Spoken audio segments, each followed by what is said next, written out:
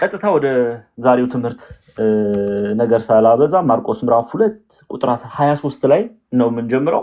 በሰንበትም በእርሻ መካከል ሲያልፍ ደቀ መዛሙርቱ እየሄዱ እሸት ይቀጥፉ ጀመር። ገጸ ንባቡን ላንብበውና ከዛ ወደ ማብራሪያው ሄዳለሁ። በሰንበትም በእርሻ መካከል ሲያልፍ ደቀ መዛሙርቱ እየሄዱ እሸት ይቀጥፉ ጀመር። ፈሪሳውያን እነሆ በሰንበት ያልተፈቀደውን ስለምን ያደርጋሉ አሉት። እርሱ ዳዊት ባስፈለገውና በተራበ ጊዜ እርሱ አብረውት ከነበሩት ጋር ያደረገውን አብያተር ሊቀ ካህናት በነበረ ጊዜ ወደ እግዚአብሔር ቤት እንደገባ ከካህናት በቀር መብላት ያልተፈቀደውን የመስዋዕቱን እንጀራ እንደበላ ከእርሱም ጋር ለነበሩት እንደሰጣቸው ከቶ አላነበባችሁምን አላቸው ይላል።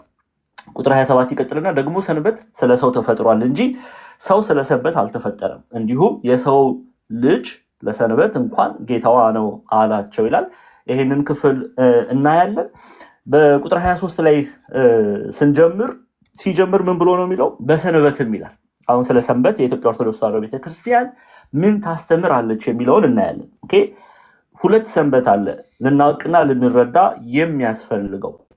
አንድምታ ትርጓሜያችሁን ገብታችሁ ብታዩ የማርቆስ ወንጌል ምዕራፍ 2 ቁጥር 23 ላይ ቅዳሜ ይላል። እንዲያውም ላንብብላችሁ። እንዲህ ነው የሚለው ይሄንን ሰንበት ተብሎ የተጠራ ፈሪሳውያን ደቀ መዛሙርት ቅዳሜ ሊሰሩት የማይገባ፣ በደንብ አድርጋችሁ ስሙኝ፣ ፈሪሳውያን ደቀ መዛሙርት ቅዳሜ ሊሰሩት የማይገባ ስራ ሲሰሩ አስተውል አሉት ብሎ ነው የወንጌል ትርጓሜያችን የሚያስቀምጠው።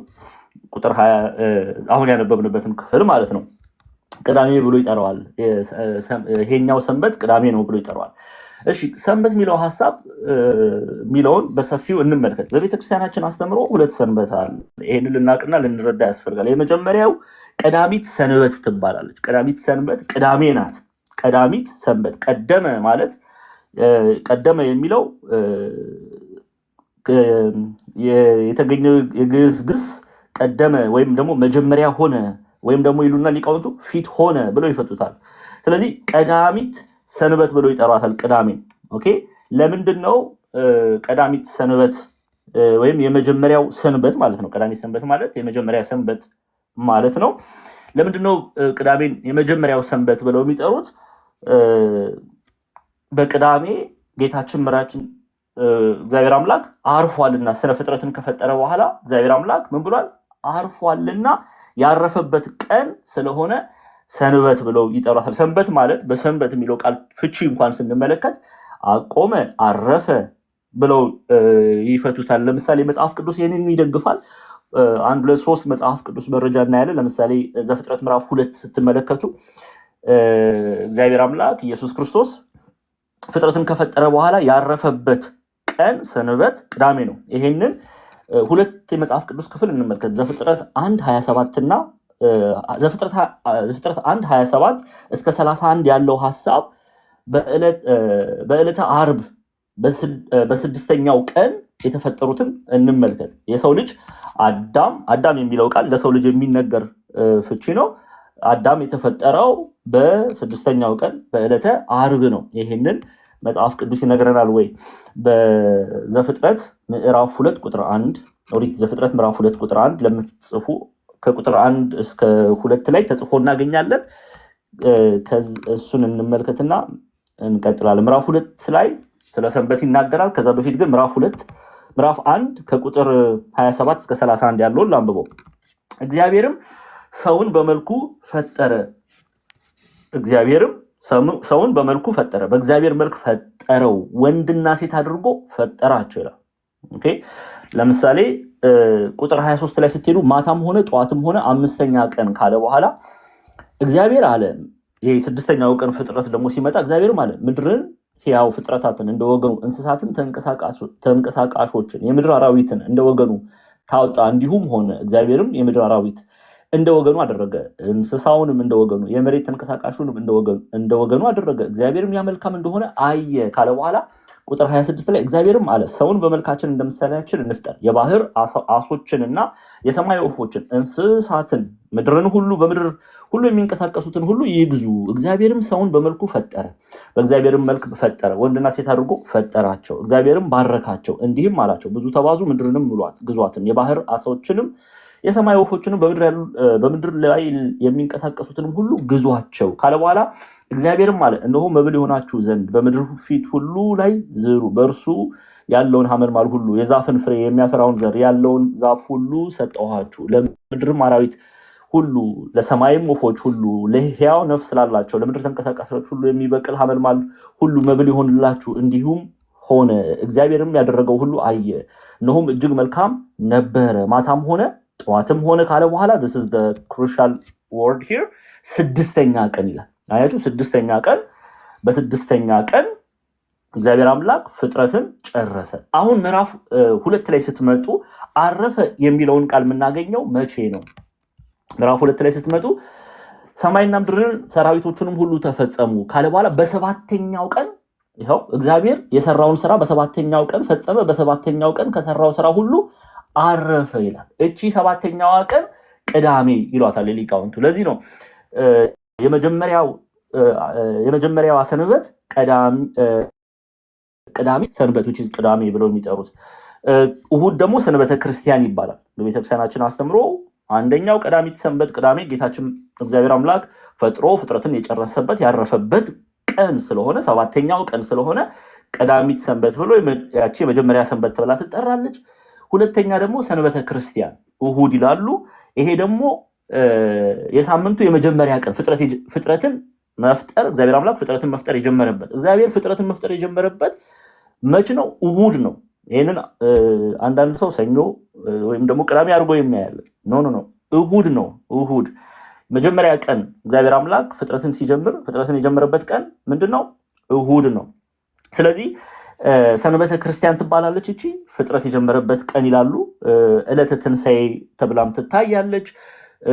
የመጀመሪያ ቀን ተብላ ትጠራለች። በነገራችን ላይ የመጀመሪያው ቀን ሲባል የሳምንቱ የመጀመሪያ ቀን ተብሎ ሲጠራ መጽሐፍ ቅዱስ አስረጅ የሚያቀርቡ አባቶች አሉ። ለምሳሌ ሐዋርያት ሥራ ምዕራፍ 20 ቁጥር 7 ላይ ባልሳሳት፣ እስቲ ሐዋርያት ሥራ ምዕራፍ 20 ቁጥር 7 ላይ ይሄንን እናገኛለን።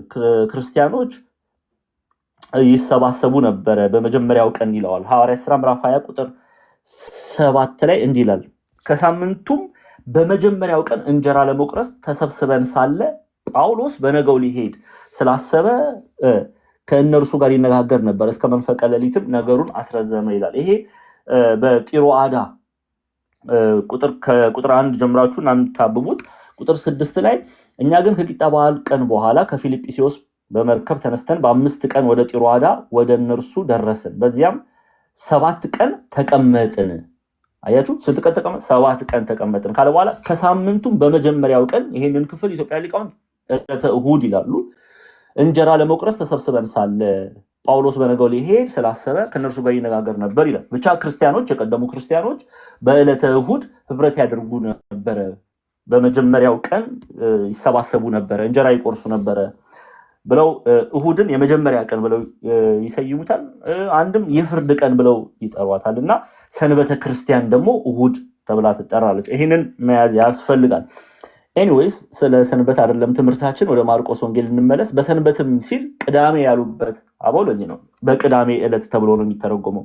በሰንበትም በእርሻ መካከል ሲያልፍ ደቀ መዛሙርቱ እየሄዱ እሸት ይቀጥፉ ጀመር። ደቀ መዛሙርቱ የተባሉት ሐዋርያት ጌታችን መራችን ኢየሱስ ክርስቶስ ደቀ መዛሙርት የሚለው ቃል የክርስቶስ ተከታዮች አይ ቲንክ ክሊር ነው። በክርስቶስ የሚያምን ደቀ መዝሙር ተብሎ ይጠራል። በነገራችን ላይ በጥንቷ ቤተ ክርስቲያን ላይ ለክርስቲያኖች ተብለው ከመጠራታቸው በፊት ደቀ መዝሙር ተብለው ይጠሩ ነበረ። በክርስቶስ ኢየሱስ የሚያምኑት ደቀ መዝሙር ብቻ ደግሞ አይደለም። በዚህ መንገድ ተብሎ ይጠሩ ነበር። ጌታችን መራችን ኢየሱስ ክርስቶስ እውነተኛ መንገድ እኔ ነኝ ብሎ ያስተምር ስለነበረ ኤርሊ ቸርች ላይ ክርስቲያን ተብሎ የተጠሩት በኋላ ላይ በአንጾኪያ በሐዋርያት ሥራ ምዕራፍ 11 ላይ ነው የምናገኘው። ሐዋርያት ሥራ ምዕራፍ 11 ላይ ስትመጡ ቁጥር 26 ባለሳሳት ትክክል ነኝ። ባገኘውን ጊዜ ወደ አንጾኪያ መጣው፣ በቤተክርስቲያንም 1 ዓመት ሙሉ ተሰበሰቡ፣ ብዙ ሕዝብም አስተማሩ፣ ደቀ መዛሙርትም መጀመሪያ በአንጾኪያ ክርስቲያን ተባሉ ይለናል ሉቃስ ሲጽፍልን። ከዛ በፊት ግን የዚያ መንገድ ወይም በዚያ መንገድ ተብለው ይጠሩ ነበር። ክርስቶስ እኔ እውነት መንገድ ነኝ ይል ስለነበረ በዚያ መንገድ ነኝ ብሎ የሚያስተምረው የክርስቶስ ተከታዮች ብለው ሲጠሯቸው በዚያ መንገድ ብሎ ይጠራል። አሁን ሐዋርያት ሥራ ምዕራፍ 9 ላይ ይሄንን እናገኛለን። ሐዋርያት ሥራ ምዕራፍ 9 ከቁጥር 1 እና 2 ላይ ስታርቡ ሳውል ግን የጌታን ደቀ መዛሙርት እንዲገድላቸው ገና እየዛተ ወደ ሊቀ ካህናት ሄደ። ሳውል የተባለ በኋላ ላይ በጳፋ ጳውሎስ ብለን የምናየው ማለት ነው። ቁጥር 2 ላይ በዚህ መንገድ ያሉትን ሰዎች ወንዶችን ሴቶችን ቢያገኝ አያቸዋል። በዚህ መንገድ ብለው ይጠሯቸው ነበረ። በዚህ መንገድ ማለት በክርስቶስ ሕይወት መንገድ ስለሆነ እንዲህ ብሎ በሚያስተምረው በክርስቶስ የሚያምኑ ተብሎ ይጠራል። በዚህ መንገድ ተብሎ ስማቸው ይጠራል። ኤኒዌይስ ማርቆስ ወንጌል ላይ ደቀ መዛሙርት ሲል የክርስቶስ ተከታዮች ሐዋርያቱን ያነሳል። በሰንበትም በእርሻ መካከል ሲያልፍ ደቀ መዛሙርቱ እየሄዱ እሸት ይቀጥፉ ጀመር ይላል። እሸት ይቀጥፉ ጀመር፣ ስለ ራባቸው እሸት ቀጥፍ መብላት ጀመሩ። አሁን ይህንን የተመለከቱ ክፉ ፈሪሳውያን ጻፍት ፈሪሳውያን፣ ሰዱቃውያን በክርስቲያኖች ላይ ክርስቶስን በሚከተሉት ላይ በሐዋርያት ላይ በክርስቶስ ላይም መልካም የሆነ እይታ የላቸው። ስለዚህ ፈሪሳውያን ሊከሱት ይፈልጉ ነበረ። እግዚአብሔር አምላክን ኢየሱስ ክርስቶስን ሊከሱት ይፈልጉ ነበረ። ምክንያት ግን ሊያገኙበት አልቻሉም። ስለዚህ ባገኙት አጋጣሚ ለምሳሌ ደቀ መዛሙርቱ የሆነ ነገር ሲያደርጉ ሲያዩ ሕግን ጥሰዋል ብለው በሐሰት ይከሱ ነበር እና ያንን ነው የምናየው። የጥላቻቸውን ጥግ ነው። አንዳንድ ጊዜ እኮ ሰው ሲጠላ ያለ ምክንያት ዝም ብሎ ይከሳል። ዝም ብሎ ተነስቶ ብዙ ሰዎች ይከሷቸዋል። ጠላት ዲያብሎስ ከሳሽ ነው፣ ወንድሞች ከሳሽ ነው። አይተናል።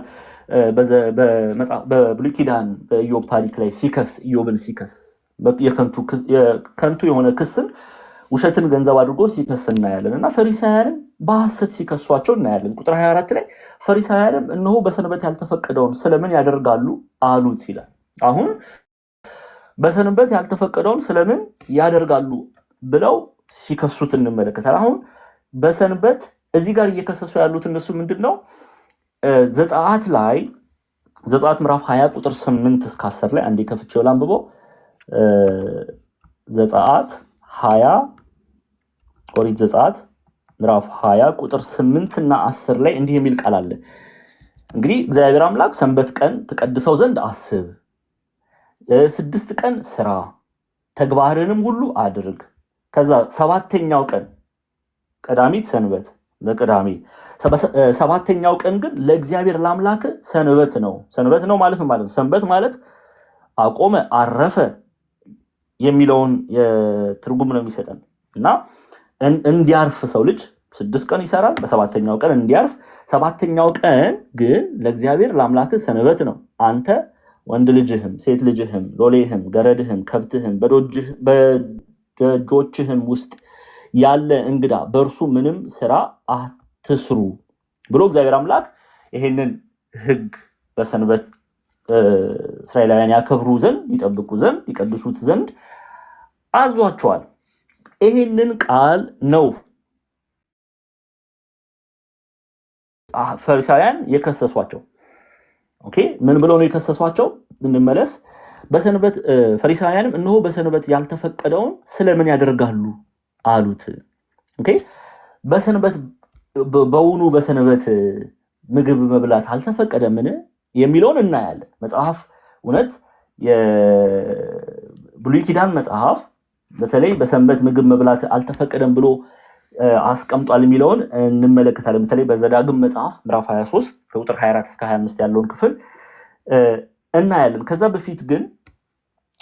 በፊት ግን ይሄንኑ ታሪክ በነገራችን ላይ ያው ማርቆስ፣ ሉቃስ፣ ማቴዎስ አብሮ የሚታይ ወንጌል አይደለ ብለን ባለፈው እኔም ጳላዲም የሚነገርናችሁ ሲናፕቲክ ጋስፐል ማለት አብሮ የሚታይ ተብሎ ነው የሚነበበው እና ሉቃስን በሚደንቅ ሁኔታ አስቀምጦታል። ሉቃስ ይህንኑ መጽሐፍ 6 ላይ ነው የምታገኙት። የሉቃስ ወንጌል ምዕራፍ 6 ላይ ይህንኑ ታሪክ ስቶሪውን ከቁጥር 1 ጀምሮ ታነቡታላችሁ። እንዲህ ይላል። በሰንበትም በእርሻ መካከል ያልፍ ነበረ፣ ደቀ መዛሙርቱም እሸት ይቀጥፉ በእጃቸው እያሹ ይበሉ ነበር። ከፈሪሳውያን ግን አንዳንዶች በሰንበት ሊያደርግ ያልተፈቀደውን ስለምን ታደርጋላችሁ አሏቸው ብሎ ሉቃስ ወንጌል ላይም ተጽፏል። ለዚህ ነው በነገራችን ላይ መለስ ብላችሁ ይሄንን መነግራችሁ ለምንድን ነው ሉቃስ፣ ማቴዎስ፣ ማርቆስ አብሮ የሚታይ ወንጌል የተባለው የሚለውንም በዚሁ እየተረዳችሁ እንድትሄዱ ነው። ኦኬ አንድ አይነት ታሪክ ስቶሪዎች ገንዘብ አድርገዋልና በዚህ መልኩ ይታያል። ኦኬ እሺ እንመለስ ወደ ማርቆስ ወንጌል። ስለዚህ ፈሪሳውያን በሰንበት ያልተፈቀደውን ስለምን ያደርጋሉ አሉት ብለው በሐሰት ነው የከሰሱት። ምክንያቱም መጽሐፍ ምን ይላል? መጽሐፍ ሚላ አንደኛ በሰንበት ቀን በቀዳሚት ሰንበት ቀን ምግብ እንዳይበሉ አልተከለከለም። ኦኬ የተከለከለ ነገር የለም። ይልቁንስ የሚገርማችሁ በዘዳግም መጽሐፍ ምዕራፍ 23 ላይ እንዲህ የሚል ቃል ተጽፎ እናያለን። ዘዳግም ጥቅስ መደጋግመው እናንተ እንድትጽፉ ነው። ኦኬ በመጽሐፍ የበረታችሁ ትኖራላችሁ የሚል እምነት አለኝ። ዘዳግም ምዕራፍ 23 ላይ ስትመጡ ከቁጥር 24 እስከ 25 ላይ እንዲህ የሚል ቃል ተጽፏል። ወደ ባልንጀራህ ወይን ቦታ በገባህ ጊዜ እስክትጠግብ ድረስ ከወይኑ ብላ። ኦኬ ወደ ባልንጀራ ወይን ቦታ በገባህ ጊዜ እስክትጠግብ ድረስ ከወይኑ ብላ፣ ወደ ዕቃህ ግን ከእርሱ ምንም አታግባ። ወደ ባልንጀራ እርሻ በገባህ ጊዜ እሸቱን በእጅህ ቀጥፈህ ብላ፣ ወደ አልታጨደው ወደ ባልንጀራ እህል ግን ማጭድ አታግባ ይላል። አሁን አንደኛው ክስ ሰንበት አያከብሩም በሚለው ስራ ሰርተዋል የሚል የሐሰት ክስ ነው። ግን እዛው ክስ ላይ ማለት ነው እዛው ክስ ላይ ሌላም ክስ አለ። ምንድነው? እየሰረቁ እንደሆነ ኦኬ እሸት ቀጥፈው ሲበሉ የነርሱ ካልሆነው እሸት ቀጥፈው እየበሉ ነው እየሰረቁ ነው የሚል ሌላም ክፉ የሆነ ክስ አብሮ አለ ተያይዞ የሚነሳ እና ግን የእግዚአብሔር ቃል ምንድነው የሚለው? ፈሪሳውያን በጥላቻ ታውረዋል። ስለዚህ ቃሉን እንኳን አልተረዱም። በዘዳግም መጽሐፍ የተጻፈው ላይ ዘዳግም ምዕራፍ 23 ላይ ወደ ባልንጀራ ወይን ቦታ በገባህ ጊዜ እስክትጠግብ ድረስ ከወይኑ ብላ ይላል። ከዛ ወደ ዕቃህ ግን ከእርሱ ምንም አታግባ፣ ብላ ረሃብህን አስታግሰው፣ ከዛው ግን ይዘህ አትሂድ የሚል ቃል አለ። ቀጥፈ ወደ ዕቃህ ግን ከእርሱ ምንም አታግባ፣ ወደ ባልንጀራ እርሻ በገባህ ጊዜ እሸቱን በእጅ ቀጥፈ ብላ፣ ወደ አልታጨደው ወደ ባልንጀራ እህል ግን ማጭድ አታግባ። ሐዋርያት ይህን አድርገዋል ወይ? አላደረጉም። እዛው ማርቆስ ወንጌል ላይ ምንድነው ቁጥር 23 ላይ በሰንበትን በእርሻ መካከል ሲያልፍ ደቀ መዛሙርቱ እየሄዱ እሸት ይቀጥፉ ጀመር። እንዲያውም ደቀ መዛሙርቱ ሕገ እግዚአብሔሩን ነው የጠበቁት። ሕግ አይደለም ሰንበትን ሊያፈርሱ በዘዳግም መጽሐፍ የተጻፈውን ነው እነሱ በዘዳግም መጽሐፍ የተጻፈውን ነው የጠበቁት። ኦኬ ወደ ይዘው አልሄዱ። ቀጥፈው ስለራባቸው ግን ተመግበዋል። ተመግበዋል። ይሄንን መጽሐፍ ግን ፈሪሳውያን ይሄንን የእግዚአብሔርን ቃል ሊመለከቱ አልወደዱም። ለምን? በጥላቻ ታውረዋልና። ታስታውሳላችሁ ቅዱስ ዮሐንስ በአንደኛ ዮሐንስ መልእክት ላይ አንደኛ ዮሐንስ መልእክት ምዕራፍ 2 ለኤፌሶን በጻፈው በኤፌሶን ላሉ ክርስቲያኖች በጻፈው መልእክቱ ላይ ምዕራፍ 2 ቁጥር 11 ላይ እንዲህ ይላል፣ ወንድሙን የሚጠላ ግን በጨለማ አለ፣ በጨለማ ይመላለሳል፣ የሚሄድበትንም አያውቅም፣ ጨለማም አይኖቹን አሳውሮታልና ይላል። መጽሐፍን እንዳያስተውሉ በጥላቻ በክርስቶስ ጥላቻ በደቀ መዛሙርቱ ጥላቻ ታውረው ስለነበረ መጽሐፍትን እንኳን እንግዲህ ሊረዱ አልፈቀዱም። በነገራችን ላይ ፈሪሳውያንም ሆነ ሰዱቃውያን አምስቱን የሙሴ መጽሐፍ ይቀበላሉ፣ በምኩራባቸው ያነባሉ፣ በጸሎት ስፍራቸው። ሰዱቃውያንም ፈሪሳውያንም ዘፍጥረት፣ ዘጸአት፣ ዘሌዋውያን፣ ዘሁልቁ፣ ዘዳግም ይቀበላሉ።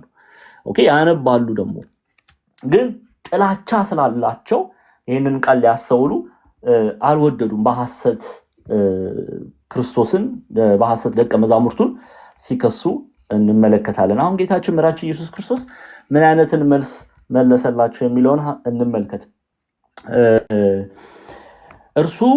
እርሱም ይላል ዳዊት ባስፈለገውና በተራበ ጊዜ እርሱ አብሮት ከነበሩት ጋር ያደረገውን አብያተር ሊቀ ካህናቱን በነበረ ጊዜ ወደ እግዚአብሔር ቤት እንደገባ ከካህናትም በቀር መብላት ያልተፈቀደውን የመስዋዕቱን እንጀራ እንደበላ ከእርሱም ጋር ለነበሩ እንደሰጣቸው ከቶ አላነበባችሁምን አላቸው ይላል። ለምንድን ነው የዳዊትን ያነሳው? ዳዊትን አባታችን ብለው ይመለከቱታል። እንዲያውም የኢትዮጵያን ሊቃውንት የማቴዎስ ወንጌል ልክ ሲጀምር ምዕራፍ 1 ቁጥር 1 ላይ የዳዊት ልጅ የአብርሃም ልጅ የኢየሱስ ክርስቶስ ትውልድ መጽሐፍ ይላል። ማቴዎስ ወንጌሉን ሲጀምር ዳዊትና አብርሃምን አነሳ። ስለምን ቢሉ ይላሉ ዳዊትና አብርሃምን አንስቶ ስለ ክርስቶስ ነገራቸው። ዳዊትና አብርሃም በእስራኤላውያን ዘንድ እጅጉን የተወደዱ ናቸው።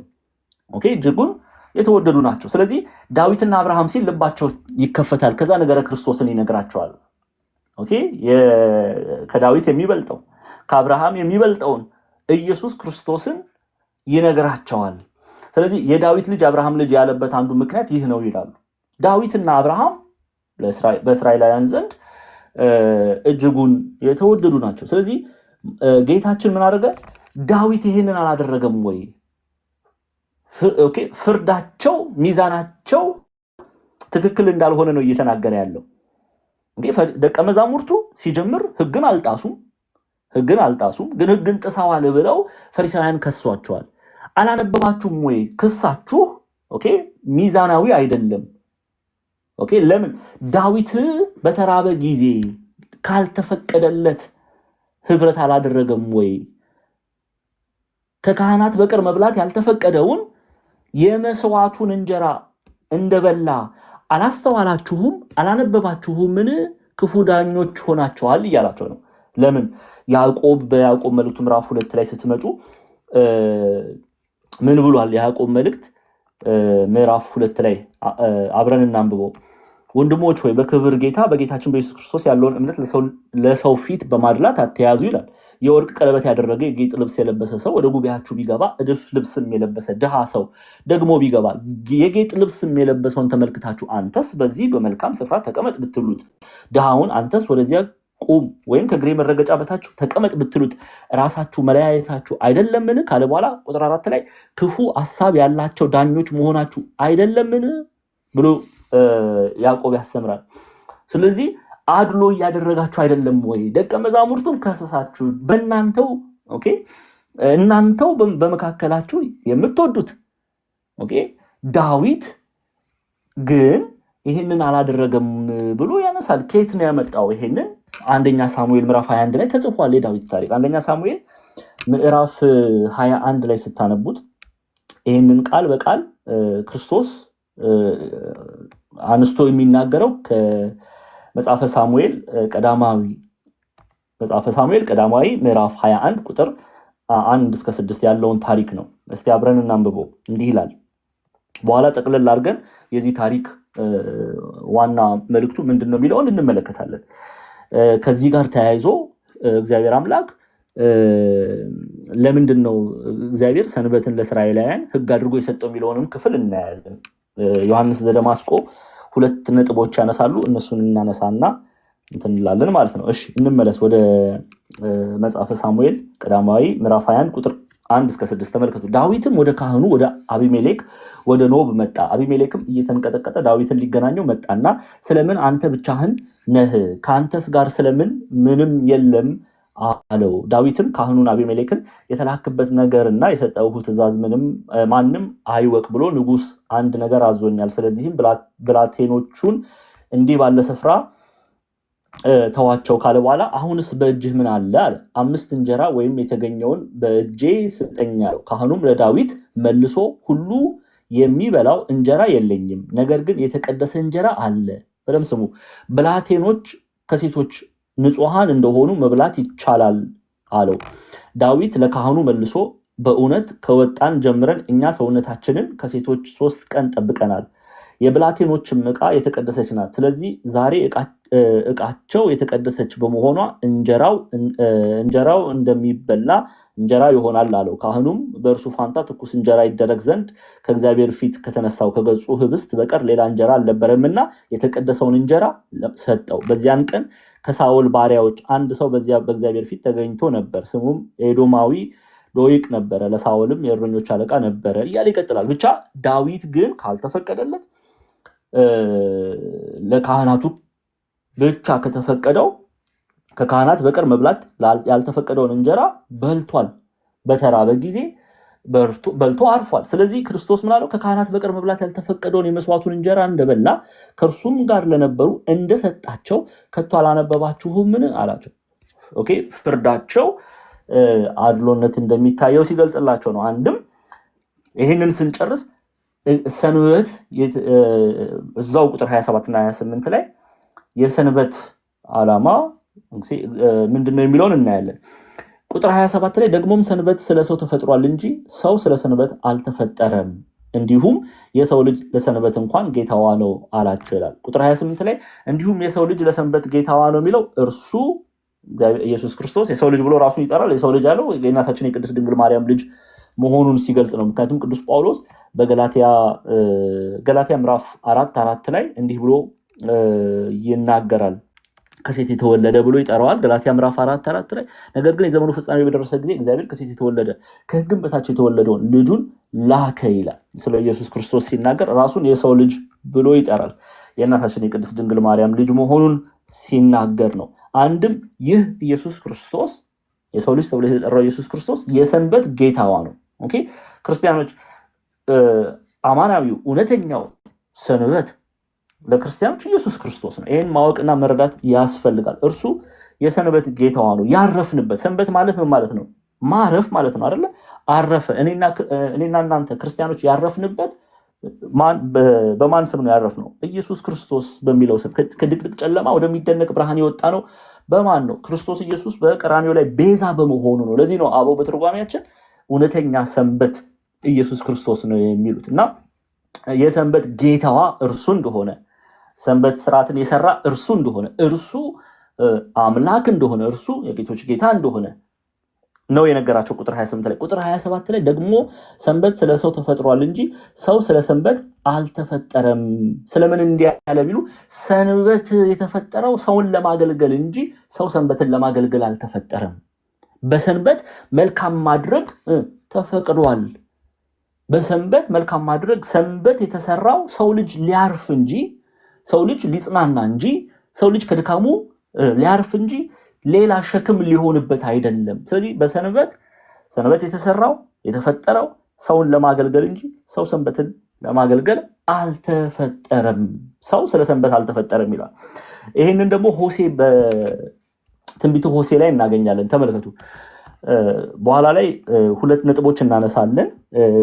ዮሐንስ ዘደማስቆ ስለ ሰንበት ያነሳቸውን 2 ነጥቦች እናነሳለን። ከዛ በፊት ትንቢተ ሆሴዕ ምዕራፍ 6 አስረጅ ለምትይዙ ሰዎች ትንቢተ ሆሴዕ ምዕራፍ 6 ቁጥር 6 ላይ እንዲህ ይላል የእግዚአብሔር ቃል። ሆሴዕ ምዕራፍ 6 ቁጥር 6 ላይ ከመስዋዕት ይልቅ ምሕረትን ከሚቃጠለው መስዋዕት ይልቅ እግዚአብሔርን ማወቅ እወዳለሁ። ደግመን እናንብበው። ቁጥር 6 ላይ ነው ከመስዋዕት ይልቅ ምሕረትን እግዚአብሔር የሚወደው ከመስዋዕት ይልቅ ምሕረትን ከሚቃጠለው መስዋዕት ይልቅ እግዚአብሔርን ማወቅ እወዳለሁ። ይሄንን መስዋዕት ይሄንን ግብር ገንዘብ እንድናደርግ እግዚአብሔር የሚወደው ይሄንን ነው እያለ በሆሴዕ ላይ ሆኖ እግዚአብሔር አምላክ ያስተምራል፣ ይገስጸናል። ይሄ ደግሞ በኢሳይያስም መጽሐፍ ተጽፏል። ኢሳይያስ 58 ላይ የሰዎችን እረፍት የሚወድ አምላክ ነው። የሰዎችን መጽናናት የሚወድ አምላክ ነው። እግዚአብሔርን ማወቅ ገንዘብ እንድናደርግ የሚሻ አምላክ ነው። ኢሳይያስ ምዕራፍ 58 ከቁጥር 1 እስከ 9 እንደዚህ የሚል ቃል ተጽፎ እናነባለን። ኢሳይያስ 58 ከቁጥር 1 ጀምሮ አንብቦ እስከ 9 በኃይል ጩህ፣ አትቆጥብ፣ ድምፅህን እንደ መለከት አንሳ፣ ለሕዝቤ መተላለፋቸውን ለያዕቆብ ቤትም ኃጢአታቸውን ንገር። ነገር ግን ዕለት ዕለት ይሹኛል፣ መንገዴንም ያውቁ ዘንድ ይወዳሉ። ጽድቅን እንዳደረጉ የአምላካችን ፍርድ እንዳልተዉ ሕዝብ እውነተኛ ፍርድ ይለምኑኛል። ወደ እግዚአብሔር ለመቅረብ ይወዳሉ። ስለምን ጾምን? አንተም አልተመለከትንንም። ሰውነታችንስ ስለምን አዋረድን? አንተም አላወከንም ይላሉ። እነሆ በጾማችሁ ቀን ፈቃዳችሁን ታደርጋላችሁ፣ ሰራተኞቻችሁን ሁሉ ታስጨንቃላችሁ። እነሆ ለጥልና ለክርክር ትጾማላችሁ፣ በግፍ ጡጫም ትማታላችሁ። ድምፃችሁንም ወደ ላይ ታሰሙ ዘንድ ዛሬ እንደምትጾሙ አትጾሙም። እኔ የመረጥኩት ጾም ይህ ነውን? ሰውስ ነፍሱን የሚያዋርድ እንደዚህ ባለ ቀን ነውን? በውሉ ራሱን እንደ እንግጭ ዝቅ ያደርግ ዘንድ ማቅንም አመድንም በበታቹ ያነጥፍ ዘንድ ነውን? በውኑ ይህን ጾም በእግዚአብሔር ዘንድ የተወደደ ቀን ትለዋለህን? እኔስ የመረጥኩት ጾም ይህ አይደለም፣ የበደለን እስራቱን ትፈቱ ዘንድ፣ የቀንበርንስ ጠፍር ትለቁ ዘንድ፣ የተገፉትንስ አርነት ትሰዱ ዘንድ፣ ቀንበሩንስ ሁሉ ትሰብሩ ዘንድ አይደለምን? እንጀራንስ ለተራበ ትቆርስ ዘንድ፣ ስደተኞችንም ድሆችንም ወደ ቤት ታገባ ዘንድ፣ የተራቆቱንም ብታይ ታለብስ ዘንድ፣ ከስጋ ዘመዶች እንዳትሸሽግ አይደለምን? እያለ እግዚአብሔር አምላክ ይቀጥላል። እንግዲህ በሰንበት ቀን እግዚአብሔር አምላክ እንድናደርግ የሚወደው ይህንን ነው። የተራቡትን ማብላት፣ የተጠሙትን ማጠጣት፣ እረፍት እንድናገኝበት ሰንበትን ስለኛ ፈጠረ እንጂ እኛ ለሰንበት አልተፈጠርንም ብሎ ጌታችን ይናገራል። ክፍል ላንሳ። ዮሐንስ ዘደማስቆ ለእስራኤላውያን ለምን ሰንበትን ሕግ አድርጎ ሰጠ የሚለውን ነጥብ አንደኛ ይላሉ ባሪያዎችው ሆነ እንስሶች በሰንበት እረፍት እንዲያገኙ ነው። አንደኛ እግዚአብሔር አምላክ ሰንበት ለምንድን ነው ለእስራኤላውያን ሕግ አድርጎ የሰጠው የሚለውን ዮሐንስ ዘደማስቆ ሲናገር ባሪያዎችም ሆነ እንስሶች በሰንበት እረፍት እንዲያገኙ ነው፣ ጻድቅ ሰው ስለሚያገለግሉት ነገር ያስባልና ይላል። ሁለተኛ ደግሞ ከቁሳዊ ነገር ርቀው ተሰብስበው በሰንበት በምስጋና መጽሐፍትን በማንበብ እንዲያሳልፉ ነው ይላል። ጉድ እኮ ነው። ዛሬ እናንተ ተው ሰንበተ ክርስቲያን ለምን ተሰጠን? ኦኬ ምን እንድናደርግ ነው? ሰንበተ ክርስቲያን ቁጭ ብለን እግዚአብሔርን እንድናቅ ሆሴ እኮ ነግሮናል። ሆሴ 6:6 ላይ ምንድን ነው ያለው? እግዚአብሔር የሚወደው መስዋዕት ምንድን ነው? እርሱን ማወቅ። ይኸው ደግመን እናንብበው። ሆሴ ትንቢተ ሆሴ ምዕራፍ 6 ቁጥር 6 ላይ እኔ የምወደው መስዋዕት አለ እግዚአብሔር አምላክ፣ እኔ የምወደው መስዋዕት ምን አይነት መስዋዕት ነው? ከመስዋዕት ይልቅ ምህረትን አለ፣ ከሚቃጠልም መስዋዕት ይልቅ እግዚአብሔርን ማወቅ እወዳለሁና ይላል። ስለዚህ ሰንበት የተሰጠችው ሰዎች አርፈው ቁጭ ብለው ምን እንዲያደርጉ ነው? ምን እንዲያደርጉ ነው? አሁን እኮ አነበብኩት አለ ዮሐንስ ዘደማስቆ እንደነገረ ምን እንዲያደርጉ ነው ሰንበትን የሰጠዋል? ከቁሳዊ ነገር ርቀው ተሰብስበው በሰንበት በምስጋና መጽሐፍትን በማንበብ እንዲያሳልፉ ነው። አያችሁ አይደለ? መጽሐፍትን በማንበብ ስለ እግዚአብሔር በማንበብ እግዚአብሔር ማን ነው የሚለውን የእግዚአብሔርን ቸርነቱን፣ ኃይልነቱን፣ ምህረቱን እሱን እያነበቡ እግዚአብሔርን እያወቁ እንዲኖር ነው ሰንበት የተፈጠረው። ለሰው ልጅ ነው ሰንበት የተፈጠረው እንጂ ምግብ እንዳይበላ ፈሪሳውያን በሐሰት ያቀረቡትን ክስ እንዲመለከት ገንዘብ እንዲያደርግ አይደለም። ስለዚህ እኛ ከዚህ ክፍል ከዚህ ታሪክ ምንድነው የምንማረው? አንደኛ የሰንበት ጌታዋ ሰንበትን የሰራልን ኢየሱስ ክርስቶስ እርሱ የሰንበት ጌታዋ መሆኑን ይገልጻል። ሁለተኛ ሰንበት የተፈጠረው እኔና እናንተን ለማገልገል እንጂ ኦኬ የሰው ልጅ ሰንበት የተፈጠረው ለሰው ልጅ ለማገልገል እንጂ የሰው ልጅ ሰንበትን ለማገልገል እንዳልሆነ፣ በሰንበት ቀን ደግሞ እግዚአብሔር የሚወደውን ስራ ማድረግ እንደሚገባን ቅዱሳን መጽሐፍትን ማንበብ፣ በእግዚአብሔር ቃል ሙላት ተመላለሱ እንዲል እግዚአብሔር ቃል በእግዚአብሔር ቃል ሙላት እንመላለስ ዘንድ እግዚአብሔርን እናመሰግን ዘንድ የታመሙ የተራቡ የተጠሙትን እንጠይቅ ዘንድ የተራቆቱትን እናለብስ የተጠሙ እናጠጣ የተራቡትን እናበላ ዘንድ በሰንበት ሰንበት የሚለው ቃል ራሱ አቆመ አረፈ የሚል ትርጉም ነው ያለውና እንድናርፍ እግዚአብሔርን እንድናመሰግን እንጂ በሰንበት እጅ አጣምረን ቁጭ እንድንል አይደለም። አንዳንድ ሰው እንደዛም ይመስለዋል። ይሄ ከእውነት የራቀ ነው። እግዚአብሔር አምላክ ሰንበትን ይሰራልን እኛ እግዚአብሔር እንድናመሰግን መጽሐፍትን እንድናነብ በመልካም እርሱ በሚወደው መንገድ እንድንመላለስ ነው። አንዳንድ ሰው ግን ሰንበት ሲመጣ ቁጭ የሚላል። አንዳንዱ በየጭፈራ ቤቱ በየመጠጥ ቤቱ በየኃጢአት ጎዳና ይሄዳል። ያ ፍጹም ክርስትና አይደለም። በሰንበት ቀን አባቶቻችን እንዳስተማሩን ምን ማድረግ አለብን? ከቁሳዊ ነገር ርቀን ተሰብስበን በሰንበት በምስጋና መጽሐፍን በማንበብ እንዲያሳልፉ ነው ይላል። ይሄ ደግሞ መጽሐፍ ቅዱሳዊ ነው። በሐዲስ ኪዳን ሐዋርያት ሥራ ምዕራፍ 27 ላይ ምዕራፍ 20 ላይ አይተናል። ከቁጥር 7 ሐዋርያት ሥራ ምዕራፍ 20 ቁጥር 7 ላይ ደግሜ ባነበው ደስ ይለኛል። ይሄንን ሲያደርጉ ሐዋርያት እንመለከታለን። ህብረት ሲያደርጉ እንጀራ ሲቆርሱ ሐዋርያት ሥራ ምዕራፍ 20 ቁጥር 7 ይሄው እንዲህ ተብሎ ተጽፏል። ከሳምንቱም በመጀመሪያ ቀን እንጀራ ለመቁረስ ተሰብስበን ሳለን ጳውሎስ በነገው ሊሄድ ስላሰበ ከነርሱ ጋር ይነጋገር ነበር፣ እስከ መንፈቀ ሌሊትም ነገሩን አስረዘመ ይላል። ከሳምንቱም በመጀመሪያ ቀን እንጀራ ለመቁረስ ተሰብስበን ሳለ ብሎ ነው የሚጀምረው። ይሄ የፍቅር እንጀራ መንፈሳዊ እንጀራ ኦኬ። ምክንያቱም እዛው ይሄ የስጋ እንጀራ ከበሉ በኋላ የሚገርማችሁ ነገር ቁጥር 8 ጀምራችሁ ስታነቡ ሐዋርያው ቅዱስ ጳውሎስ ሲያስተምር እናያለን። ሐዋርያው ቅዱስ ጳውሎስ እያስተማረ ነው። ይሄው እንደው ቁጥር 8 ላይ ተሰብስበንም በነበርንበት ሰገነት እጅግ መብራት ነበረ። አውጤኪስ የሚሉት አንድ ጎበዝ በመስኮት ተቀምጦ ታላቅ እንቅልፍ አንቀላፍቶ ነበር። ጳውሎስ ነገር ባስረዘመ ጊዜ እንቅልፍ ከብዶት ከሶስተኛው ደርብ ወደታች ወደቀ፣ ሞቶም አነሱት ይላል። ሐዋርያው ቅዱስ ጳውሎስ በሰንበት ምን ያደርግ? ያስተምር ነበረ። እንጀራ ከቆረሱ በኋላ ቃል እግዚአብሔርን ያስተምር ነበረ። ለዛርን እንዲህ ያለው ቅዱስ ዮሐንስ ዘደማስቆ ምንድነው ያለው ዮሐንስ ዘደማስቆ? ከቁሳዊ ነገር ርቀን ተሰብስበን በሰንበት በምስጋና መጽሐፍትን በማንበብ እንዲያሳልፉ ነው ይላል። ኤኒዌይስ ወደ ሌላ ታሪክ ውስጥ አውጤክስን ይዤ ወደ ሌላ ታሪክ ውስጥ መግባት አልፈልግም። ግን በሰንበት ምን ይደረጋል? ክርስቲያኖች ተሰብስበው ቃል እግዚአብሔርን ይማራሉ። ለዛ ነው ሐዋርያት ሥራ ምዕራፍ 20 ቁጥር 7 ላይ ከሳምንቱ በመጀመሪያ ቀን እንጀራ ለመቁረስ ተሰብስበን ሳለ ይላል። ይሄ ሰንበተ ክርስቲያን እሁድ ብለው ሊቃውንቱ ይፈቱታል። በቀዳሜ ሰንበትም እንዲህ እንድናደርግ ነው የተጠራ ነው እንጂ በሰዎች ላይ ሕግን ጭነን ሰውን እንድናስጨንቅ አልተጠራንም። ለዚህ ነው በዚህ ክፍል ላይ ሰንበት የተፈጠረው ለሰው ልጅ ነው፣ የሰው ልጅ የሰንበት ጌታዋ ነው ብሎ ክርስቶስ ስለራሱ አምላክነት የምንማርበት ክፍል ነው።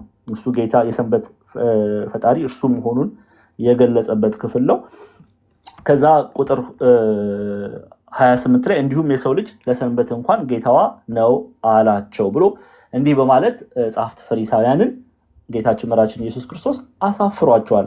ምክንያቱም ክሱ እውነተኛ ክስ አልሆነም፣ መጽሐፍ አይደግፏቸውም ሲጀምር እና በጥላቻ የመጣን ክስ እንዲህ በማለት ጌታችን መራችን ኢየሱስ ክርስቶስ መልሷል ፈሪሳውያንን። ከዚሁ ጋር ግን ተያይዞ ሉቃስንም ገጸ ንባቡን ብናነብ ደስ ይለኛል። ሉቃስ 6 እሱን አንብበን እንጨርሳለን።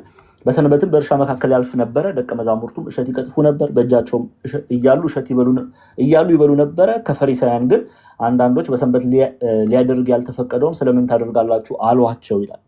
ከዛ ቁጥር 3 እና 4 ይዛችሁ ስትሄዱ ኢየሱስም ለእነርሱ መልሶ ዳዊት በተራበ ጊዜ እርሱ አብሮት ከነበሩት ጋር ያደረገውን ወደ እግዚአብሔር ቤት እንደገባ ከካህናት ብቻ በቀር መብላቱን ያልተፈቀደውንም የመስዋዕት እንጀራ ይዞ እንደበላ ከእርሱም ጋር ለነበሩት ደግሞ እንደሰጣቸው ይህን አላነበባችሁምን አለ። ከዛ በኋላ ይቀጥልና የሰው ልጅ የሰንበት ጌታ ነው አላቸው። ሰንበት እንድታገለግለው እንጂ የሰው ልጅ ስለ ሰንበት አልተፈጠረም። ሰንበት ነው ስለ ሰው የተፈጠረው። በሰንበት ሰው ልጅ ማረፍ እንዳለበት፣ መጽናናት እንዳለበት፣ መመገብ እንዳለበት፣ ቃል እግዚአብሔርን መመገብ እንዳለበት አይተናል። ማርቆስ ምዕራፍ 2 በዚህ ሂደት ውስጥ ያበቃል። ያስተማረን የገሰጸን የቅዱሳን አባቶቻችን አምላክ ጌታችን አምላካችን አባታችን መድኃኒታችን ኢየሱስ ክርስቶስ ስሙ ከአጥናፍ እስከ አጥናፍ የከበረ የተመሰገነ ይሁን። እጅጉን የምንወዳት እናታችን ቅድስት ድንግል ማርያም ጸሎቷ ምልጃዋ ከእኔና ከእናንተ ጋር ይሁን። ይቆየን። ጠላዲዬ ቀጣይ ክፍል አንተ ያዘ።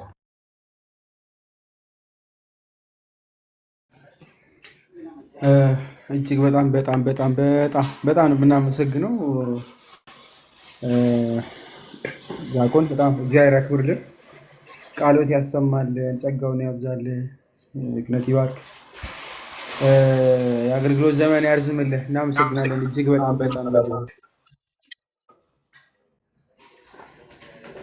ታመሰግኑ። ኦልሞስት አልቋል። የማርቆስ ወንጌልን ምዕራፍ 2 ጨርሰናል። ምናልባት አንዳንድ ፖይንቶችን ብቻ ዝም ብዬ ላንሳ እና ራሱ ነው የምደግመው። ከዛም ደግሞ ምናልባት የለም እንጂ ኦልሬዲ በዋናነት አልቋል። አንዳንድ ሀሳቦችን ብቻ ላንሳ እና እኔም እጨርሳለሁ። ዛሬ አጭር ነው ያልነው ለዛ ነው፣ መጨረሻው ስለሆነ ማለት ነው። ኦልሬዲ ስትመለከቱ እዚህ የማርቆስ ወንጌልን ምዕራፍ 2 ስትመለከቱ ተያያዥነት አለው። አሁን መምህር እያልን የነበረው ፖይንት ላይ ስትመለከቱ ሉቃስ ላይም የማቴዎስ ወንጌል ላይም አለ። እዚህ የማርቆስ ወንጌል ምዕራፍ 2 ከቁጥር 23 ጀምሮ ያለውን ክፍል ስለ ሰንበት የሚናገረውን ክፍል ማቴዎስ ምዕራፍ 12 ላይ ይናገረዋል።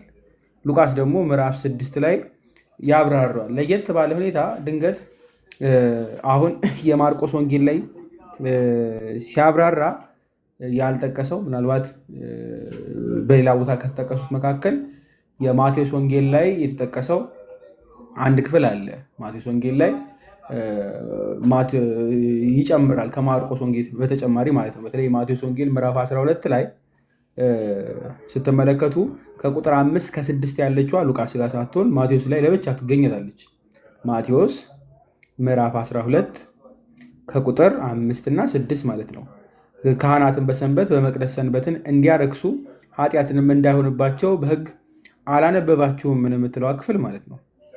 ስፔሲፊክሊ ለየት አድርጎ ነው የሚያስቀምጣት ራሷኑ ማለት ነው። ካህናትን በሰንበት በመቅደስ ሰንበት እንዲያረክሱ እያለ አዲስ ነገር ጨምር አድርጎ ያድመጣል።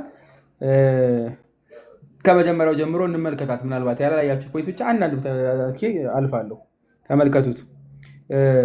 ይሄን ጌታ ኢየሱስ ክርስቶስ ራሱ አሁን ቀደም ብሎ አሁን ሲጀምር ክፍሉ ስትመለከቱት የማርቆስ ወንጌል ምዕራፍ ቁጥር 23 ላይ ምዕራፍ 2 በሰንበት በእርሻ መካከል ሲያልፉ ደቀ መዛሙርቱ እየሄዱ እሸት ይቀጥፉ ነበር። ጀመር አይደለ?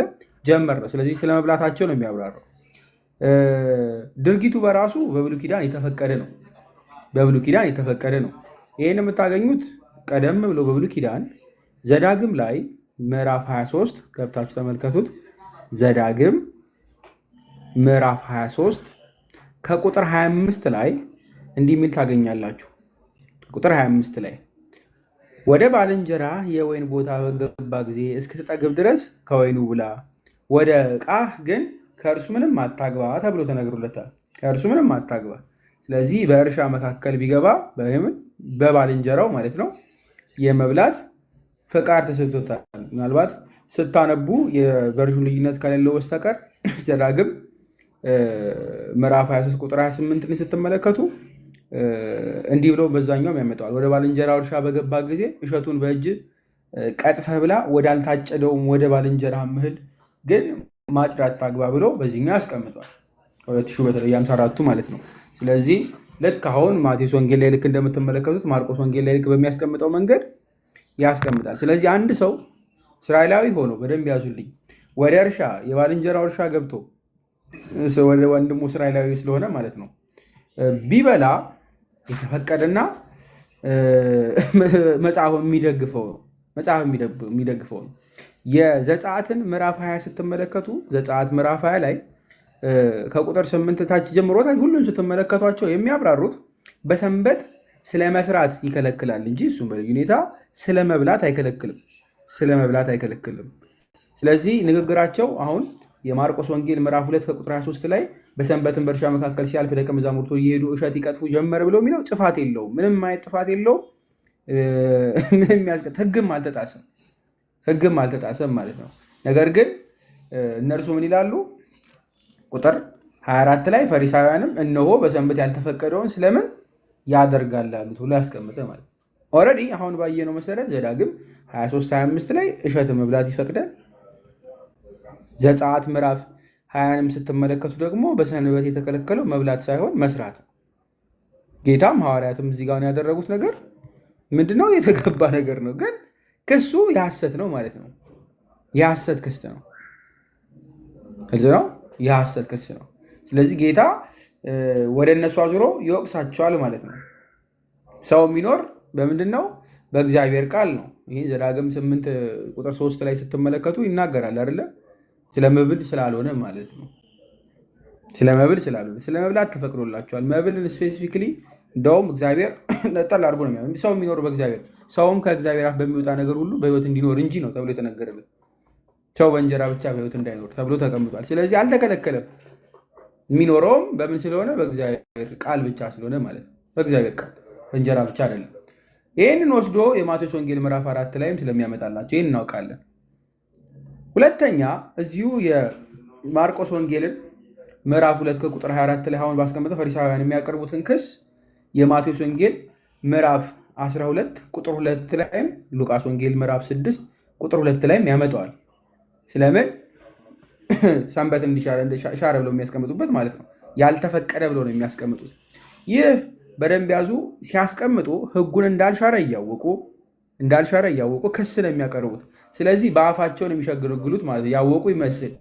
ይህንን ኢሳያስን ስትመለከቱ የትንቢተ ኢሳያስ ምዕራፍ 29 ላይ ታገኛላችሁ። ቁጥር 13 ላይ በአፋቸው ብቻ የሚመሰክሩ መዝሙረ ዳዊት ላይ በአፎሙ ይድሩ ልክ እንዳስቀመጠው ዳዊት ማለት ነው። ልክ እንደዛው እግዚአብሔርን በአፋቸው ብቻ ሆነ ማለት ነው። እንዲህ ይላል፣ አንብብላችሁ ትንቢተ ኢሳያስ ምዕራፍ 29 ከቁጥር 13 ጌታም ይህ ሕዝብ በአፉ ወደ እኔ ይቀርባልና በከንፈሮቹም ያከብረኛልና ልቡ ግን ከእኔ የራቀ ነውና በሰዎች ስርዓትና ትምህርት ብቻ ይፈራኛልና ብሎ በሰዎች ስርዓት ስላለው ብቻ መፍራት እንጂ ከልባቸው ጌታን አምላክን ያራቁ ሰዎች ስለመሆናቸው ያስቀምጣል። ትእዛዝን ያከበሩ የሚመስሉ በአፋቸው ብቻ አምላካቸውን የቀረቡ የሚመስሉ ሰዎች አሉ። ፈሪሳውያን ልክ እንደዛ ናቸው። የአፍ እንጂ የተግባር አይደለም። ነገሩን ሁሉ የሚያደርጉት ስለ ፍቅር ሳይሆን ስለ ሕጉ መፈጸም ሊትራሊ ስለማስቀመጥ፣ እሱም ደግሞ ከልባቸው ባልሆነ መንገድ እሱም እያጣመሙ ማለት ነው ያስቀምጣሉ። ስለዚህ በአፋቸው ብቻ የሚመሰክሩ ናቸው። እግዚአብሔር ቅድም መምህር ነግረውናል አይደለም? ሆሴ ምዕራፍ 6 ላይ ስታነቡ ያለውን ክፍል እዚሁ ማቴዎስ ወንጌል ምዕራፍ 12 ላይ ቁጥር 7 ላይ ጌታ ይጠቅሰዋል። በነገራችን ላይ ጌታ ይጠቅሰዋል። ሆሴ ምዕራፍ 6 ላይ እንዲህ ተብሎ ነው አንብበናል አይደለም? እንዲህ ተመልክተናል። ከመስዋዕት ይልቅ ምሕረትን ከሚቃጠል መስዋዕት ይልቅ እግዚአብሔር ማወቅ እወዳለሁ ያለውን ክፍል ጌታ ይህንኑ ክፍል ሲያብራራ የማቴዎስ ወንጌል ምዕራፍ 12 ላይ ታገኙታላችሁ። እንዲህ ይላል ማቴዎስ ወንጌል ምዕራፍ 12 ከቁጥር 7 ላይ ምሕረትን እወዳለሁ መስዋዕትንም አይደለም ያለው ምን እንደሆነ ብታውቁስ ኃጢአት የሌለባቸውን ባልኮነናችሁ ነበር ብሎ ጌታ ራሱ ስለዚህ ክፍል ነው የሚያወራው፣ ስለ ሰንበት መሻር ማለት ነው። ይህንኑ ኮንቨርሴሽን ቁጥር 7 ላይ ይነግራቸዋል። ምሕረትን እወዳለሁ መስዋዕትን አይደለም ያለው ብሎ ሆሴን እየጠቀሰ ማለት ነው። በእርግጥ ሌሎችም አሉ እናያቸዋለን። ምሕረትን እወዳለሁ ከዛ አንጻር እንኳን ገብቷቸው መጽሐፍን እንደሚያውቁ እግዚአብሔር ስለ ሰዎች ምሕረት ሰዎችን እንዳይጠፉ እርሱ ፍቅር የሆነ አምላክ እንዳይጠፉ ከመፈለግ አንጻር ያስቀመጠው እንጂ ሕግ እንደማይበልጥ ወይም መስዋዕት እንደማይበልጥ ሊያውቁ እንደሚገባ ነው እያጠየቀ የሚነግራቸው፣ ሰው እንደሚበልጥ ማለት ነው። ስቲል ግን አልገባቸውም። ይቀጥላሉ አይደለም? እርሱም ዳዊት ባስፈለገውና በተራበ ጊዜ እርሱ አብረውት ከነበሩት ጋር ያደረገውን ከዛ የአብያተርን ታሪክ ያመጣል። አንዴ ቆይ ጋይስ፣ የሚገጣጠም መጣብኝ።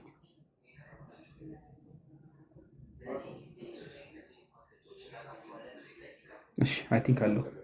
መልካም ይጠቅስና ያመጣል ማለት ነው። የዳዊትን ያመጣል። በደንብ ያዙ። ዘዳግምን ስንመለከት የተፈቀደውን ነው። በእርሻ ገብቶ መብላት የተፈቀደ ነው። ጌታ ግን ከፍ አደረገውና ስለ ሰው ልጅ የተደረገውን ስለ ሰው ልጅ ክብር የሆነውን እንደው በእርሻ ገብቶ መብላት አይደለም በመቅደስ የነበረውን የተቀደሰውን መብል ስለ መብላት አመጣ ማለት ነው። ጌታ ከፍ አደረገው የሰውን ክብር ሲያሳያቸው ማለት ነው።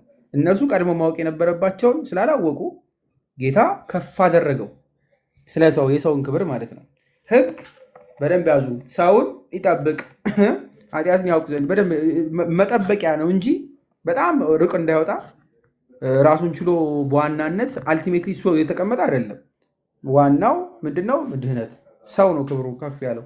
እሱን እንዲያውቁ ጌታ ከፍ አደረገው ማለት ነው። የዳዊትን በደንብ ያዙ። ዘዳግምን እኮ ጠቅሶ ማቆም ይችል ነበር። ዘዳግም 23:25 ላይ ብሉ ይላል። ዘጸአት 20 ላይ መብላት አልተከለከለም እናንተም ትበላላችሁ ብሎ ማለት ይችል ነበር። ግን የዳዊትን ያመጣዋል ማለት ነው። አንደኛ ሳሙኤል ምዕራፍ 21 ላይ ያለውን ማለት ነው።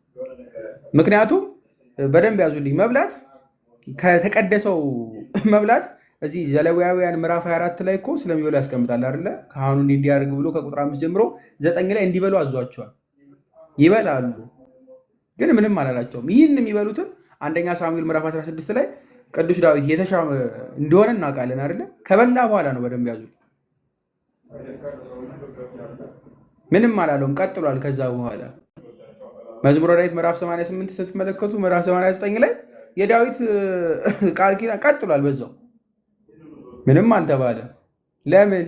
እግዚአብሔር ምሕረትን ስላስቀደመ፣ እግዚአብሔር ዘሩ እንዲቀጥል ስለፈለገ፣ እንዲሞቱ እንዲያልቁ አልፈለገም። ሰው ይበልጣልና ማለት ነው።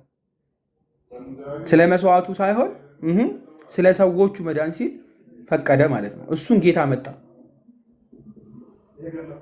ስትመለከቱ እኮ ምሳሌ ላይ ስትመለከቱ ምሳሌ ምዕራፍ 21 ከቁጥር 3 ላይ ከሆሴ ምዕራፍ 6 ቁጥር 6 ጋር ተመሳሳይ የምትገምድ ቀድሞ አስቀምጦናል። ምሳሌ ማለት ነው። መጽሐፈ ምሳሌ ምዕራፍ 21 ከቁጥር 3 ላይ እግዚአብሔር ከመስዋዕት ይልቅ ጽድቅንና ቅን ነገርን ማድረግ ይወዳል ብሎ የሚያስቀምጠው ምንን ይወዳል? ጽድቅንና ቅን ነገርን ማድረግ ይወዳል። ይህን ያውቃሉ እነሱ ከመስዋዕት ይልቅ።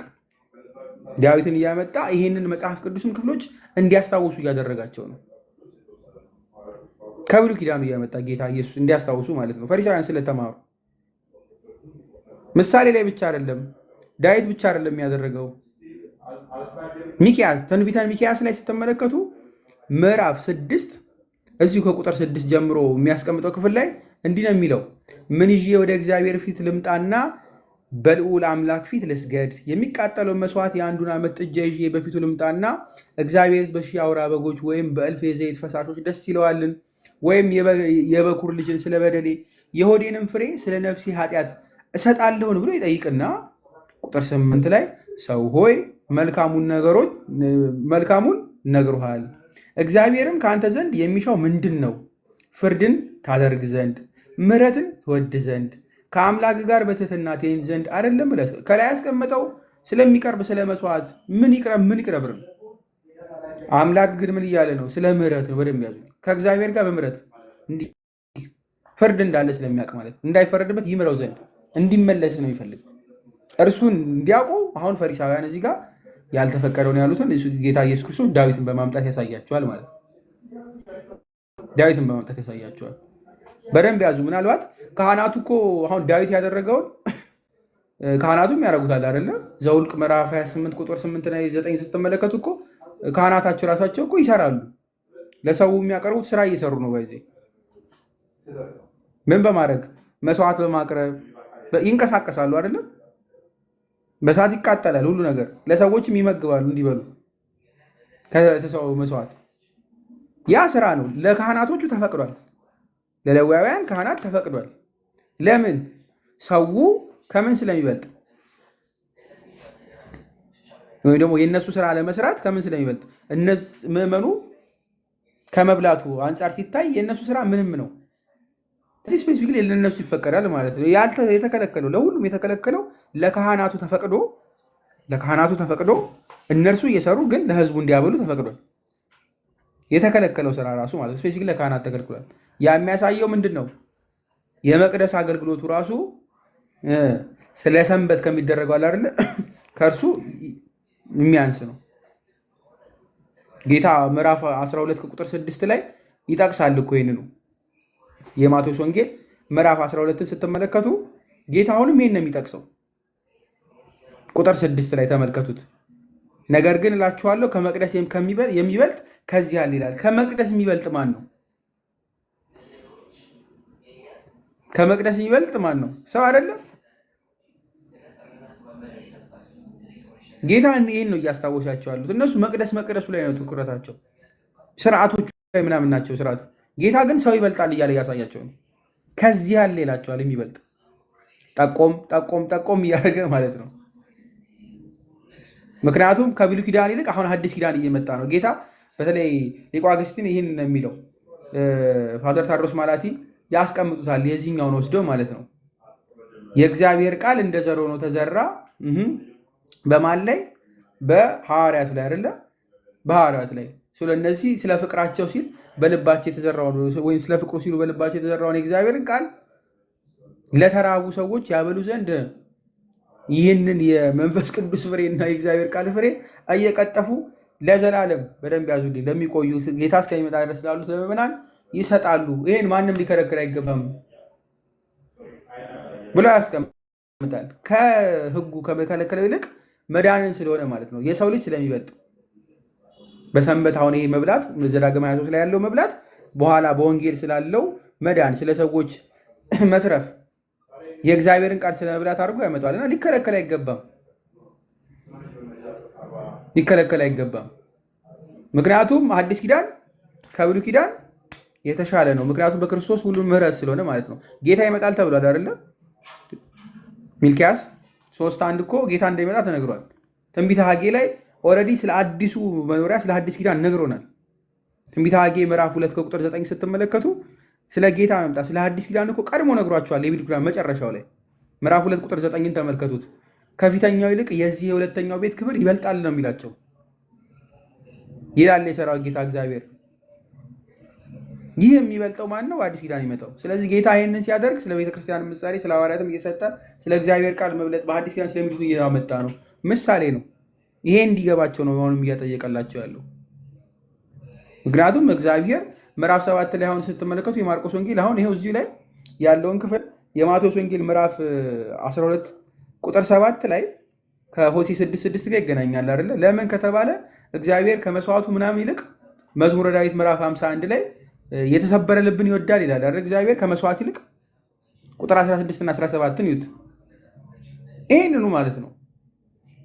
ከስርዓቱ ይልቅ ከመቅደሱ በጣም በጣም ከምናያቸው ስርዓቶች ይልቅ እግዚአብሔር ፍርድን ማድረግን፣ ቀንን፣ መልካም መስራትን እንደሚወድ ኢሳያስ ምዕራፍ 1 ስትከፍቱት ይነግረናል። ገና ኢሳያስ ምዕራፍ 1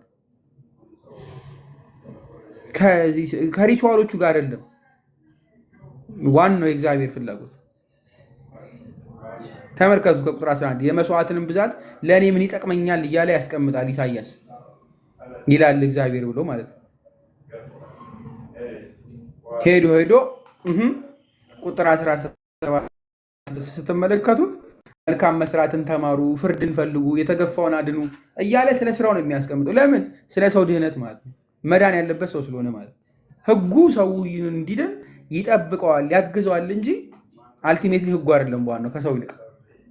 ይህን ያውቃሉ ፈሪሳውያን፣ ስቲል ግን አልነቁ። ጌታ ይህን ወስዶ ነው የማቴዎስ ወንጌል ምዕራፍ 12 ከቁጥር 7 ላይ እንደዚህ ሉቃስ ላይ እንዳለው ያመጣል።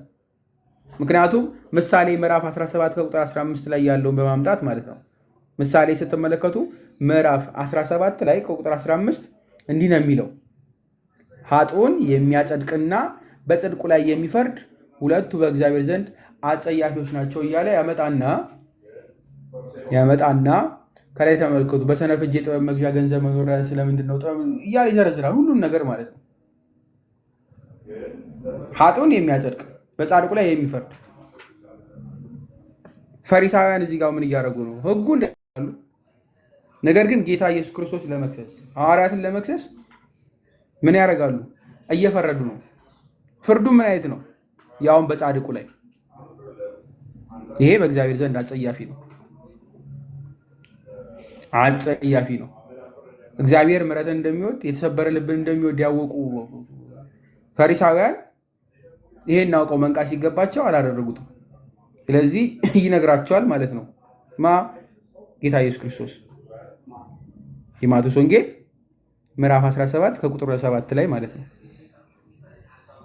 ይቀጥላል። እዚሁ ቁጥር 27 ላይ ስትመለከቱ ማለት ነው ደግሞ ሰንበት ስለ ሰው ተፈጥሯል እንጂ ሰው ስለ ሰንበት አልተፈጠረም ማለት። በደንብ ያዙ። ዘፍጥረት ምዕራፍ 2 ስትመለከቱ ሰንበት ለእረፍት ነው አይደለም? ዘፍጥረትን ክፈቱት። ዘፍጥረት ምዕራፍ 2 ላይ ነው የሚጀምረው። ከዛ ዘጸአት 31 ላይ እንዴት ይከበር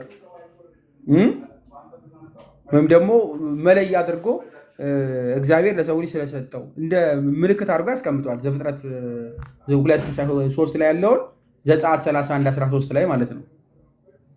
ሰው እንዲያርፍበት፣ እንዲባረክበት፣ እንዲቀደስበት ሲሰራ የነበረው ሲደክም የነበረው ሰው በሙሉ ያችን ቀን አስበው ጌታውን እንዲያስብ አምላኩን እንዲያስብ የተደረገች ዕለት ነች።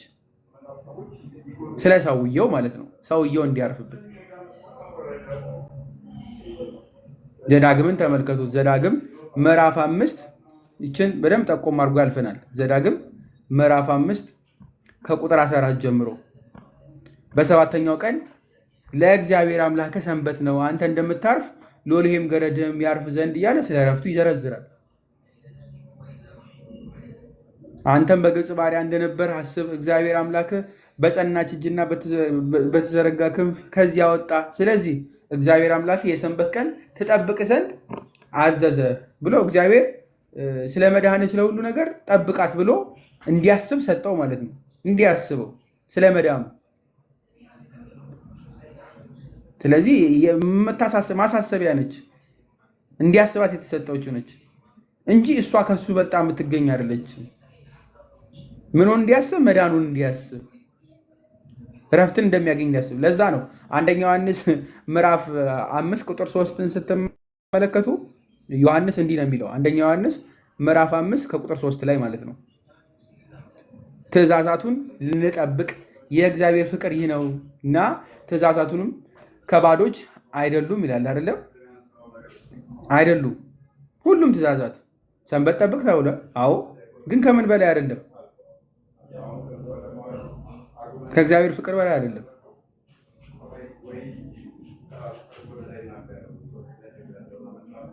በደንብ ያዙልኝ። ከባዶች አይደሉም። ከባድ አይደለም። ሊያከብድብን አይደለም። በቃ ይሁን ተብሎ እግዚአብሔር የሚያደርግብን አይደለም። ቀላል ነው። ግን ስለ ሰው ክብር እያለ ማለት ነው። ለማንኛውም ቀጣ ይቀጥልና ደግሞ ሰንበት ስለ ሰው ተፈጥሯል ካለ በኋላ እንዲሁ የሰው ልጅ ለሰንበት እንኳ ጌታዋ ነው እና አላቸው። ይሄ ሁለት ነገር ነው የሚያስቀምጥ። ለሰንበት ጌታዋ ነው ብሎ ሲያስቀምጥ አንድም እኛ ነን፣ ሰንበት ለእኛ እናርፍበት ዘንድ እኛ ምሕረቱን እንድናስብበት የተሰጠን ማስታወሻችን ምልክታችን ነች። አምላክ ማረፉንም ልክ እንደዛው ለእኛ ምሳሌ ሆን ዘንድ የተሰጠን ማለት ነው። አምላክ ደግሞ አይደለም የሚያርፈው ለእኛ ለምንኖረው ለምንፈጠረው በዕለተ ዓርብ ለተፈጠረው ለአዳም ምሳሌ ሆነው ዘንድ ነው አረፈ እንኳ ተብሎ የሚነገር እንጂ ደክሞት አርፎ አይደለም። አምላክ ከእኛ ነው ለእኛ በኋላ ማረፊያውን ዘንድ እንዳዘጋጀት ነው የምናውቀው፣ እሱን እንዲያስብ ማለት ነው። ስለዚህ የሰንበት ጌታ ማን ነው? ሰው ተብሎ ይመጣል። በዋናነት ግን እዚህ ዳንኤል ምዕራፍ 7 ከቁጥር 13 ላይ የሰው ልጅ የተባለውን ጌታ ኢየሱስ ክርስቶስም እየጠቀሰ ነው። ዳንኤል ምዕራፍ 7 ከቁጥር 13 ጀምሮ ስትመለከቱ እሱ ገዢ የሆነ የሰው ልጅ ማለት ነው። የሰው ልጅ ማለት ነው መሲሁ። ስለ እሱ የተነገረውን ጌታ ለራሱ እየሰጠ አምላክነቱን እየገለጠ ከፍ እያደረገባቸው ነው የመጣው። ምዕራፍ 7 ከቁጥር 13 ጀምሮ ተመልከቱት። በሌሊት ራእይ ያየውን ነው የሰው ልጅ የሚመስል ከሰማይ ደመና ጋር መጣ፣ በዘመናት ሸመገለው ደረሰ፣ ወደፊቱ አቀረበው እያለ የሚያስቀምጠው እርሱ እኔ ነኝ እያለ ነው። የሰንበት ጌታዋ ግን ቀድሞ ማን ተብሎ ተነግሮልናል? ይህን እንዲያስታውሱ ዘዳግም 2:3 ስትመለከቱ ሰንበትን የቀደሰ ማን ነው? እግዚአብሔር አይደለም? ኢሳይያስ 58:13ን ተመልከቱት። ሰንበት የማን ቀን ነች? የጌታ ቀን። ኢሳይያስ 58 ከቁጥር 13 ተመልከቱት። ፈቃድህን በተቀደሰው ቀኔ ነው የሚለው እግዚአብሔር ከማድረግ እግርህን ከሰንበት ብትመልስ፣ ሰንበትንም ደግሞ እግዚአብሔር የቀደሰውን ክቡር ብትለው፣ የገዛ መንገድህን ከማድረግ ፈቃድህን ከማግኘት ከንቱ ነገርን ከመናገር ተከልክለህ ብታከብረው እያለ ያስቀምጣል። የማን ቀን? የጌታን ቀን። ይሄ ጌታ ማን ነው? ያህዌ እርሱ እኔ ነኝ እያላቸው ነው። የሰው ልጅ ብሎ ሲያስቀምጥ ከዳንኤል ምዕራፍ 7 ጋር እያያዘ ማለት ነው። እርሱ እዚህ አሁን የጌታ ቀን የሱ የተባለለት ጌታ አሁን እዚህ ጋር የሰው ልጅ ለሰንበት ጌታዋ ነው ብሎ ሲያስቀምጥ እኔ ኢሳይያስ 58 በደንብ ያዙልኝ ያለው የሰንበት ጌታዋ የተባለ ቀኔ ነው ያለ አምላክ እርሱ ነኝ እያለ ነው። ሊትራሊ ማለት ለሰንበት ጌታዋ ማን ነው? አምላክ ነው። ያ ደግሞ ማን ነው? የሰው ልጅ ነው እኔ እያለ ማለት ነው። እስቲል አልገባቸውም አሁንም ማለት ነው። ምክንያቱም ሰንበት የተባለ ከነበሩበት አገዛዝ ከግብፅ ባርነት ያወጣባቸው እንዲያስቡበት፣ ዘዳግም ምዕራፍ 5 ላይ የምትመለከቱት መውጣታቸውን እንዲያስቡበት፣ ያ ጊዜያዊ መውጣት ነው። ያ ከጊዜያዊ ባርነት መውጣት ነው። በክርስቶስ በአዲስ ኪዳን ግን የወጣ ነው እረፍትን ያገኘዋል። ለሁላችንም የተሰጠ ነው። በአንድ ጊዜ የተከናወነው እረፍትን ይሰጥ። የማቴዎስ ወንጌል ምዕራፍ 11 ላይ ያስቀምጣል። ማቴዎስ ወንጌል ምዕራፍ 11 ስትመለከቱት ከቁጥር 28 ጀምሮ እናንተ ደካሞች ሸክማችሁ የከበደ ሁሉ ወደ እኔ ኑ እኔም አሳርፋችኋለሁ እያለ ቀንበሬም ቀሊል ነው እያለ የሚያመጣው የሚያሳርፈን ማነው? ክርስቶስ ነው። በአዲስ ኪዳን ትክክለኛዋ እረፍት፣ ትክክለኛዋ ሰንበት በክርስቶስ ነች። ትክክለኛዋ ማለት ነው። ዕብራውያን ምዕራፍ 4ን ተመልከቱት።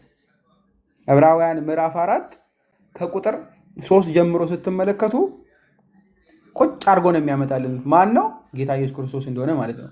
ስራው ዓለም ከተፈጠረ ጀምሮ ምንም እንኳ ቢፈጸም እንዲሁ ወደ እረፍቴ አይገቡም ብዬ በቁጣዬ ማልኩ እያለ ይጠቅሳል። በደንብ ያዙ። ወደ እረፍቴ ነው።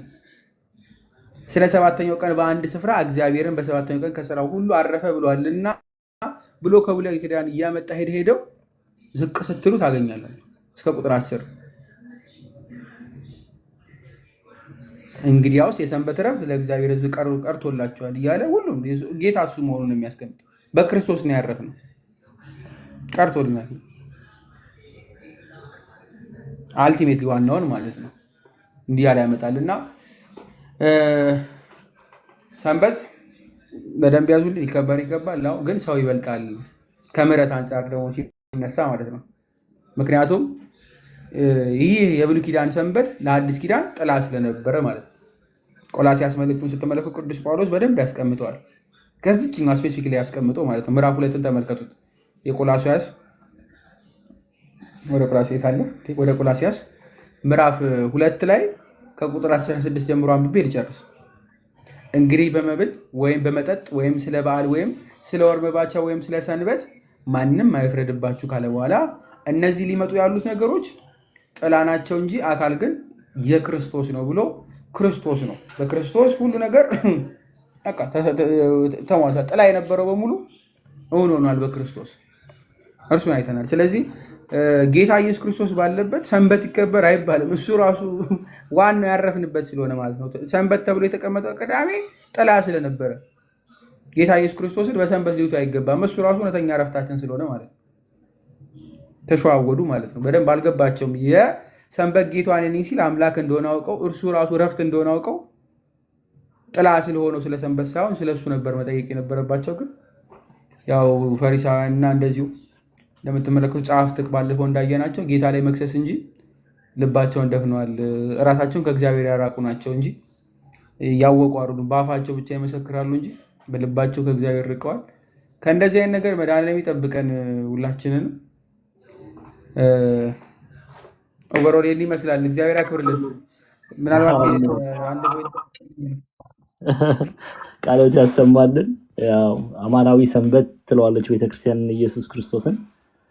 ማቴዎስ ወንጌል ምዕራፍ 11 ላይ ቁጥር 28ም እናንተ ደካሞች ሸክማችሁ የከበደ ሁሉ ወደ እኔ ኑ እኔም ማሳርፋችኋለሁ ነው የተባለውና እውነተኛው ሰንበት አማናዊው ሰንበት የክርስቲያኖች ሰንበት ኢየሱስ ክርስቶስ ነው። ሰንበታችን ነው ክርስቶስ። እስቲ ጻፉ ክርስቶስ ሰንበታችን ነው በሉ ኮሜንት ላይ እስቲ ኢየሱስ ክርስቶስ ሰንበታችን ነው ያረፍንበት። የሚገርማችሁ ነገር በቃ እንዲያው ደግሞ እኮ በደንብ ስለ ክርስቶስ ሰንበትነት ስናነሳ እርሱ ሁሉ ነገር ሆኗል። የታሰሩት ክርስቶስ ሰንበታቸው ነው፣ እሱ ታስሯልና። የተገረፉ ክርስቶስ ሰንበታቸው ነው፣ እርሱ ተገርፏልና በእምነታቸው ምክንያት። የተሰደዱ እርሱ ሰንበታቸው ነው፣ እርሱ ተሰዷልና። ምን ሙሉ እኮ ነው በቃ። እንደው ኢየሱስ ክርስቶስ እውነተኛ ሰንበት የምትለው ቤተክርስቲያን ለዚህ ነው። እውነተኛ እረፍት በቃ የተጽናናንበት እንባችን የታበሰበት ህይወትን ያገኘንበት እውነተኛው ሰንበታችን አማናዊው ሰንበት ኢየሱስ ክርስቶስ ነው። ክብር ምስጋና ለእርሱ ይሁን። ማርቆስ ምዕራፍ 2 ጨርሰናል። ጳላዲ the great አይደል? ጳላዲዮስ ጨርሰናል።